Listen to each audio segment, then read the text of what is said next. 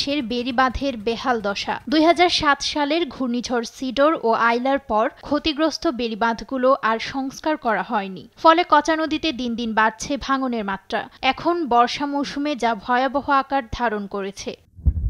কচা নদী তীরবর্তী রাস্তাঘাট, হাটবাজার, মসজিদ, শিক্ষা প্রতিষ্ঠান এমনকি বসতবাড়িও ভাঙনের মুখে। এরই মধ্যে নদীগর্ভে হারিয়ে গেছে হাজার একর ফসলি জমি। এতে উপজেলার দেওনাখালী, কুমিরমরা, বানেশ্বরপুর ও হুলারহাট গ্রামের প্রায় ২০,০০০ মানুষ আতঙ্কে দিন কাটাচ্ছেন। ধান পান হইতে আসে না, বাড়িঘর বাঁচিয়ে যায়।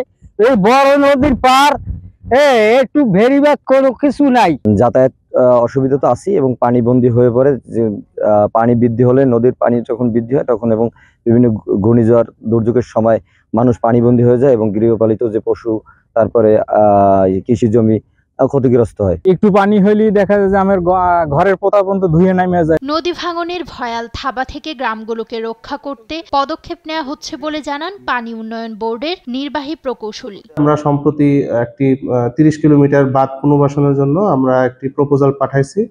আর সামনের অর্থ বছরে আমরা অগ্রাধিকার ভিত্তিতে, জনগণের চাহিদার ভিত্তিতে আমরা জিয়ানগর, হুলারহাট বেড়িবাঁধে যতটুকু করা যায় অতটুকু আমরা বাস্তবায়িত করব। পিরোজপুর সদর উপজেলায় মোট ৫৬ কিলোমিটার বেড়িবাঁধ রয়েছে, যার মধ্যে হুলারহাট অংশেই প্রায় ৫ কিলোমিটার অংশ বর্তমানে বেশি ঝুঁকিতে রয়েছে।